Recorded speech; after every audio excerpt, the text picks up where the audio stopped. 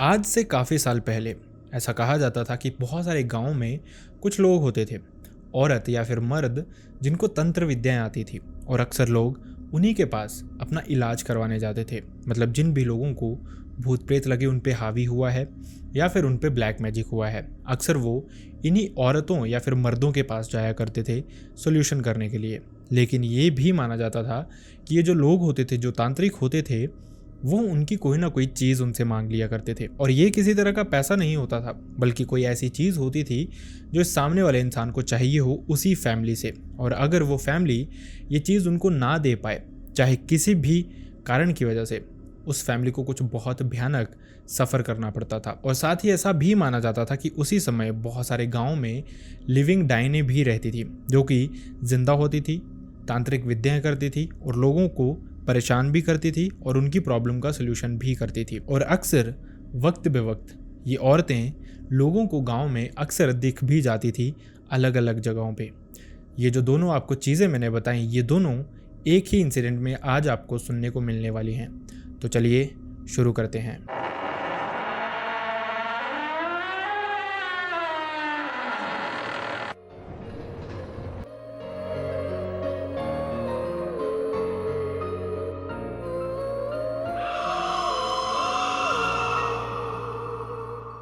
Hi and welcome back everyone. First of all thank you so much हमारी videos को इतना प्यार देने के लिए। और आपका प्यार ही है जिस वजह से हम कॉन्टिन्यूसली वीडियोस डाल भी पा रहे हैं। लेकिन अगर आपको हमारा कंटेंट पसंद आता है तो कंटेंट को लाइक करना ना भूलें, चैनल को सब्सक्राइब करना तो बिल्कुल भी ना भूलें। अब बढ़ते हैं इंसिडेंट की तरफ। ये इंसिडेंट है जम्मू का, जिसकी शुरुआत हुई थी 1970s में, जब वहाँ पे एक औरत रहती थी जिसका नाम था कांता। कांता बेसिकली एक गाँव के कॉर्नर में रहती थी। जहाँ से एक गांव शुरू होता था वहीं पे एक नीम का पेड़ था और उसी के नीचे एक मिट्टी का ही छोटा सा कमरा बनाया था कांता ने, और वो वहीं पे रहा भी करती थी। और ये जो गांव था कांता के कमरे के सामने, वो भी कोई बहुत बड़ा गांव नहीं था। इस गांव में 12 से 15 फैमिलीज ही रहती थी। लेकिन सब जानते थे किसी पे भी भूत प्रेत का साया आ जाए, किसी पे कोई ब्लैक मैजिक कर दे या फिर किसी को नज़र तक लग जाए तो वो अक्सर कांता के पास ही जाया करते थे। गांव के लोगों का मानना था कि कांता तंत्र क्रियाओं में बहुत ही ज़्यादा माहिर है। अक्सर ये लोग जब भी वक्त बे वक्त कांता के कमरे के आगे से गुजरते थे तो ये देखते थे कि कांता हमेशा जाग ही रही होती थी, वो किसी न किसी तरह की विधि कर रही होती थी। लेकिन अभी तक गांव के लोगों को ये नहीं पता था कि शायद कांता किसी का अच्छा कर सकती है तो किसी का बुरा भी कर सकती है। इस सब की शुरुआत हुई थी एक इंसिडेंट से, जब एक फैमिली जिनके 2 बेटे थे, छोटे थे अभी काफ़ी उम्र में, उनकी फैमिली में कुछ प्रॉब्लम्स चल रही थी किसी तरह की तांत्रिक क्रिया के चलते ही, जिस वजह से वो कांता के पास जाते हैं। कांता इस चीज़ का सोल्यूशन तो कर देती है, लेकिन एक अलग सी चीज़ की डिमांड करती है। वो उनसे एक मुर्गा मांगती है। लेकिन ये फैमिली ना तो इनके पास खुद से मुर्गे थे और ना ही फाइनेंशियली इतनी स्टेबल थी कि वो कहीं से मुर्गा खरीद के कांता को दे पाए, जिसके चलते वो कांता को कहते हैं कि अगर उसको किसी और चीज़ की ज़रूरत हो तो वो दे सकते हैं। लेकिन कांता इस बात पे अड़ ही जाती है।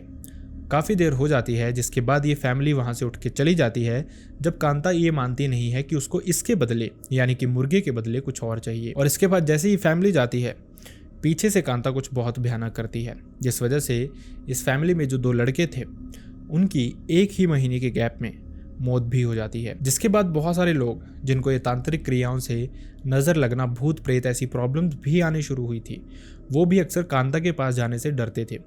लोगों को अब कांता के आसपास से गुजरने तक से डर लगता था। अक्सर कांता इसी तरह की चीज़ें लोगों से मांग लिया करती थी, कभी मुर्गा, कभी उनके अपने ही कपड़े, कभी किसी की चोटी के बाल, तो कभी किसी का खून, किसी न किसी तरह से। ये जो चीज़ें थी ये बहुत भयानक होती थी। लोगों का मानना था कि अगर कांता को पैसे चाहिए तो वो पैसे दे सकते हैं, लेकिन इस तरह की कोई भी चीज़ अगर कांता को दी जाए तो सब जानते थे कि इससे कोई ना कोई तांत्रिक क्रिया ज़रूर होगी जो कि शायद उनको भी इम्पैक्ट कर सकती है। खैर, अब इसके बाद जब गांव में इन 2 बच्चों की डेथ हो गई थी, उसके बाद गांव के मैक्सिमम लोग श्योर हो गए थे कि कांता किसी न किसी तरह की तांत्रिक क्रियाएं ज़रूर करती है, जो कि अब गाँव वालों को हार्म भी कर रही हैं। पहले ये क्रियाएँ सिर्फ लोगों का भला करने के लिए होती थी, लेकिन लोग जानते नहीं थे जो चीज़ें वो बिना सोचे कांता को दे दिया करते थे वो कहाँ पे यूटिलाइज होती हैं। असल में गांव के इसी ड्यूरिंग और भी बहुत सारे लोग बीमार होने लग पड़े थे और ये लोग पर्टिकुलरली वही थे जिनसे रिलेटेड कुछ ना कुछ सामान कांता ने अपने पास लिया था जब उनकी फैमिली का कोई सोल्यूशन करवाया था। गांव वालों को ये समझ नहीं आ रहा था कि सच में वो किसी और चीज़ से पोजेस्ड होते हैं, कोई और इंसान उन पे ब्लैक मैजिक करता है, या फिर कांता ही ये सब कुछ करती है सो दैट उनकी फैमिली कांता के पास जाए और वो कोई अपनी चीज़ ही कांता को दे के आ जाए। जिस वजह से अब लोगों में ये गुस्सा बढ़ता ही जा रहा था। और फिर वही हुआ जो कि गांव वाले डिसाइड करते हैं। गांव के मर्द लोग रात को इकट्ठे होकर जाते हैं, कांता के कमरे में पहुंचते हैं, जहां पे वो देखते हैं तो कांता तांत्रिक क्रियाएं ही कर रही थी। उसको ज़बरदस्ती खींच के बाहर लेके आते हैं और इसी नीम के पेड़ से ही उसको बांध देते हैं रस्सियों से ही, जिसके बाद रात भर उसको वहीं पर रहने देते हैं। सब के सब लोग अपने घर चले जाते हैं। असल में लोग चाहते नहीं थे कि कांता इसी तरह की तांत्रिक क्रियाएं इसके बाद भी करती रहे, लेकिन अगले दिन सुबह जो लोगों ने देखा वो बहुत भयानक मंजर था और शायद इसके बाद गांव के लोगों को और भी बहुत सारी तकलीफ़ें आनी शुरू होने वाली थी। असल में जब अगली सुबह ही गांव के लोग इसी नीम के पेड़ के पास पहुंचते हैं तो वो कुछ बहुत अजीब सा देखते हैं। वो देखते हैं कि बहुत सारा सिंदूर कांता के इर्द गिर्द घिरा हुआ था। उसके अलावा कांता का जो मुंह था वो बिल्कुल काला हो चुका था और उसके कपड़े काफ़ी हद तक फटे हुए थे। ऐसा लग रहा था जैसे यहाँ पे कोई तांत्रिक क्रिया हुई है या फिर जिन चीज़ों को कांता पूजा करती थी उन्होंने ही कांता को किसी तरह की पनिशमेंट दी है, क्योंकि कांता कोई विधि पूरी नहीं कर पाई थी, जिसके चलते कांता तो इस दुनिया में नहीं रही थी, लेकिन अब गांव वालों पे कुछ बड़ी मुसीबतें आने वाली थी। इसके बाद से ही गांव वालों ने एक चीज़ नोटिस करनी शुरू की। इनफैक्ट गांव वालों ने इस नीम के पेड़ के आसपास से जाना तक बंद कर दिया। बहुत सारे लोगों ने नोटिस किया कि जब भी वो रात के समय इस एरिया के आसपास से गुजरते थे तो अक्सर वहाँ पे चीखें सुनाई देती थी बहुत ज़ोर ज़ोर से। ऐसा लगता था कोई मंत्र पढ़ रहा है या फिर कोई पजेस्ड हो गया है। किसी के रोने की आवाज़ आती थी, किसी के हंसने की आवाज़ें आती थी और ये आवाज़ें कहीं और से नहीं, इसी नीम के पेड़ के नीचे से आती थी। इनफैक्ट बहुत सारे लोगों ने जब वो इस रास्ते को क्रॉस कर रहे थे वहाँ पे एक आग भी जली हुई देखी। जब लोग इकट्ठे होके इस पेड़ के आसपास पहुँचे तो लोगों ने फील किया कि ना तो वहाँ पे कोई आग है और ना ही वहाँ पे कोई इंसान है, लेकिन ये आग किसी एक इंसान ने नहीं बल्कि गांव के बहुत सारे लोगों ने देखी होती थी। इसके अलावा जो भी लोग ये रात को इस आग को देखने गए थे वहाँ पे, उन्होंने नोटिस किया कि अगले कुछ दिनों में उन सब की तबीयत बिगड़ने लग पड़ी। उनको बहुत तेज़ बुखार हो गया और ऐसा लग रहा था जैसे वो किसी तरह के पोजेशन से गुजर रहे हों।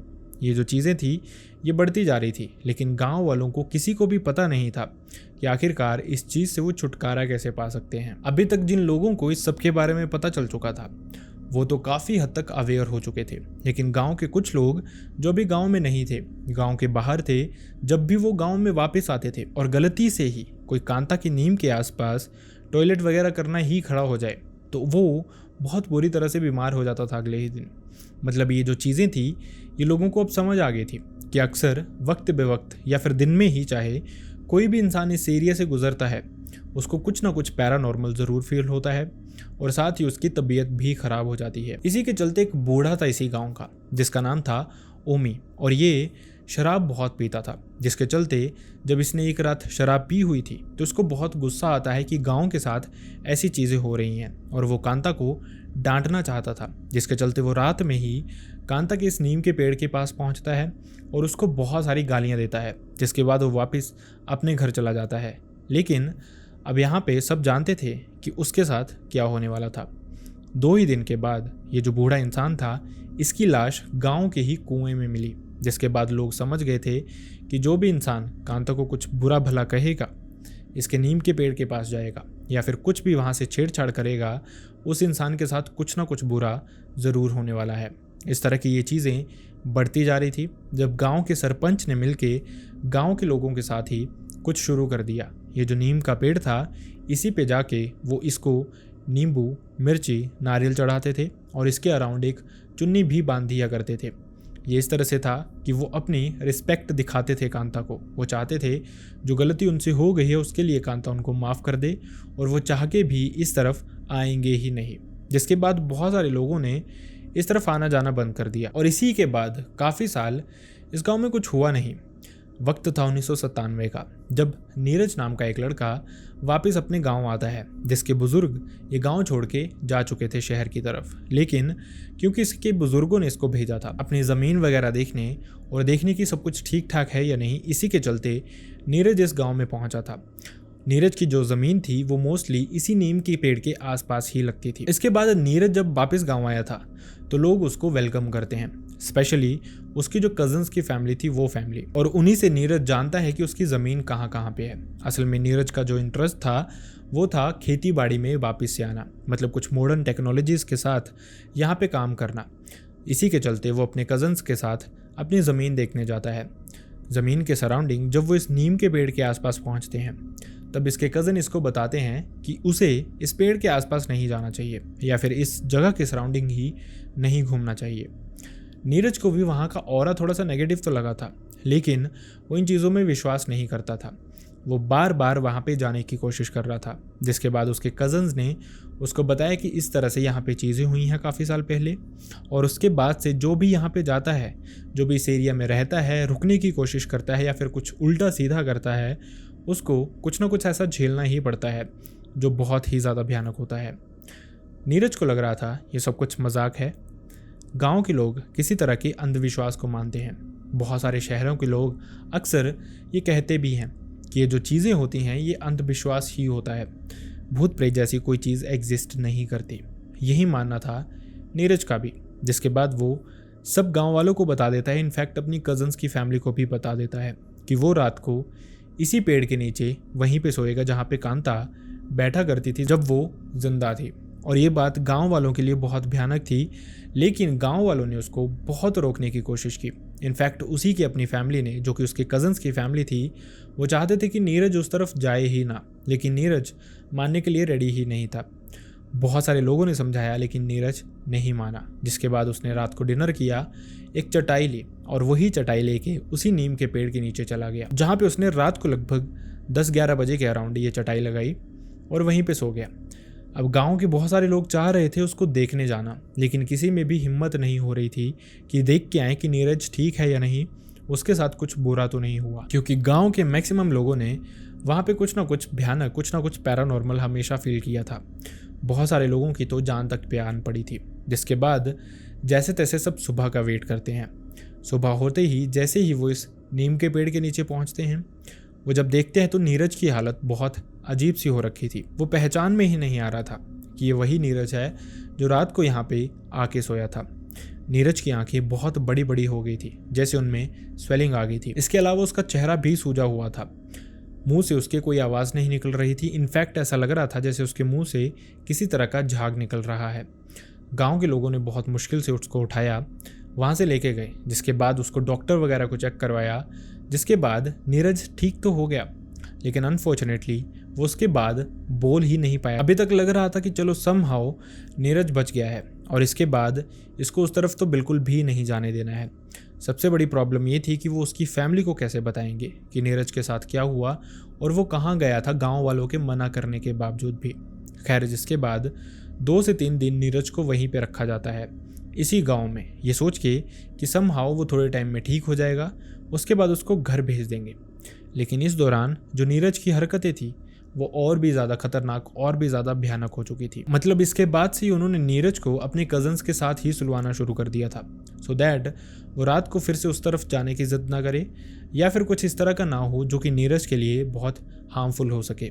ऐसा इसलिए कर रहे थे उसकी फैमिली वाले क्योंकि जब से नीरज वहाँ से वापस आया था, जब से वो होश में आया था, वो यही ज़िद करता रहता था। इनफैक्ट भागता भागता उसी तरफ चला जाता था जिस तरफ ये नीम का पेड़ था। नीरज के कज़न्स की फैमिली जिनके पास वो रुका हुआ था, वो इस सबसे बहुत परेशान हो चुके थे, लेकिन वो जानते नहीं थे कि नीरज को वो अब कहाँ पे लेके जाएं। और एक रात, इस इंसिडेंट से लगभग 2 से 3 रात के बाद ही एक बहुत भयानक इंसिडेंट होता है, जब नीरज अपने कज़न्स के साथ सो ही रहा था। थोड़ी ही देर में, लगभग 2:30 से 3 बजे के अराउंड, जब उनके एक कज़न की नींद खुलती है तो वो देखते हैं कि नीरज वहाँ पे सो ही नहीं रहा था। वहाँ का बेड खाली था, सामने उनका मेन डोर भी खुला था। लेकिन शॉकिंग बात ये थी कि क्यों उसकी फैमिली से या फिर उसके कज़न्स जो कि उसके साथ ही सो रहे थे, उनमें से किसी ने भी ना नीरज के उठने की आवाज़ सुनी, ना ही इस दरवाजे के खुलने की आवाज़ सुनी और उनको ये भी नहीं पता था कि नीरज यहाँ से निकला कितने बजे का हुआ है।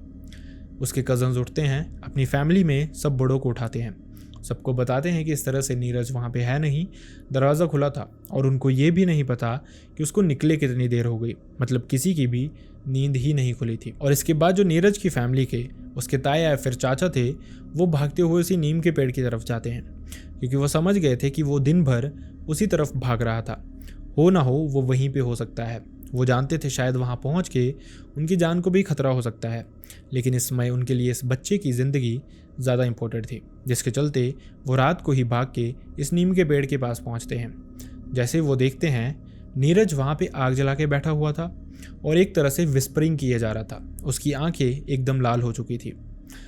अब आप सोचिए, पिछले 2 से 3 दिनों से नीरज एक भी वर्ड नहीं बोला था, उसके मुंह से कुछ भी नहीं निकला था, लेकिन वो वहाँ पे विस्पर भी कर रहा था। ऐसा लग रहा था कुछ मंत्र पढ़ रहा है। आग भी उसने अपने सामने जलाई हुई थी और वो उसको घोरे जा रहा था अपनी एकदम लाल आंखों से। नीरज के एक ताया जैसे तैसे हिम्मत करते हैं, उसको फटाफट से वहाँ पे हिलाते हैं और उठा के ज़बरदस्ती ही अपने घर की तरफ ले जाते हैं, जहाँ पे वो उसको पहुँचाते ही बांध देते हैं। लेकिन इस समय तक नीरज की हरकतें बहुत बदल चुकी थी। वो चीख रहा था, चिल्ला रहा था और ये आवाज़ें बिल्कुल उसी तरह की थी जिस तरह की आवाज़ें गांव के लोगों ने अक्सर तब सुनी थी जब वो इस पेड़ के आसपास से गुजरते थे। बहुत सारे लोगों ने इन आवाज़ों को सेम आवाज़ें ही बताया। इसके बाद नीरज की ये वाली फैमिली जो इस गांव में रहती थी, वही उसको लेके जाते हैं एक तांत्रिक के पास, और इस तांत्रिक के बारे में इनको भी अपने रिलेटिव से पता चला था। जिसके बाद जब वो नीरज को वहाँ पे पहुँचाते हैं तो वो बताते हैं कि यही वो चीज़ है, मतलब कांता, जो कि वहाँ पे रहती है अभी भी। और जो लोग कहते हैं कि लोगों ने अजीबोगरीब सी चीज़ें वहाँ पे नोटिस की हैं, वो गलत नहीं है, और उसी ने इसको भी पजेस कर लिया है। कारण सिर्फ ये था कि वो उस समय वहाँ पे था जिस समय कांता अपनी विधियाँ किया करती थी, और उसको इस तरह की उस समय कोई भी डिस्टर्बेंस बिल्कुल भी नहीं चाहिए होती थी। लेकिन नीरज वहाँ पे सो ही गया था। वो बहुत हिम्मत दिखा रहा था और उसको ऐसा लगता था जैसे ऐसी चीज़ें एग्जिस्ट नहीं करती हैं। इसी वजह से उसके साथ ये सब कुछ हो रहा था। जिसके बाद गांव वालों ने सब ने मिलके वहाँ पे माफ़ी मांगी।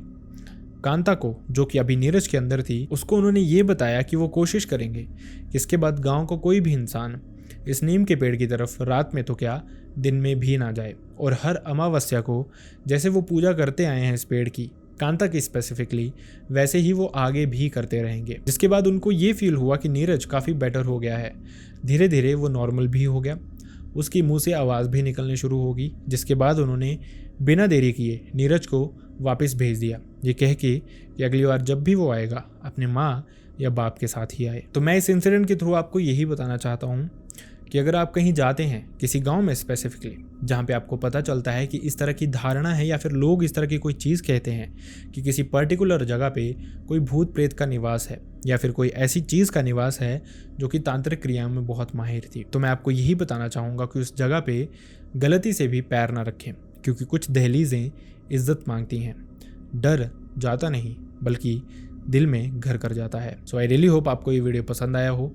अगर वीडियो पसंद आया तो वीडियो को लाइक करना ना भूलें, चैनल को सब्सक्राइब करना ना भूलें। एंड अनफॉर्चुनेटली मैं चाहता नहीं किसी के साथ भी ऐसा कोई भी इंसिडेंट हुआ हो, लेकिन अगर आपके साथ आपके किसी रिलेटिव, नोन, भाई बहन, फ्रेंड या फिर नेबर, किसी के साथ भी ऐसा कोई भी इंसिडेंट हुआ हो जो आप चाहते हैं मैं यहाँ पे नरेट करूँ, लोगों तक पहुँचाऊँ, जिससे लोगों को कुछ सीखने का मौका मिले, तो आप मेरी मेल आईडी या फिर इंस्टाग्राम पे मुझसे शेयर कर सकते हैं।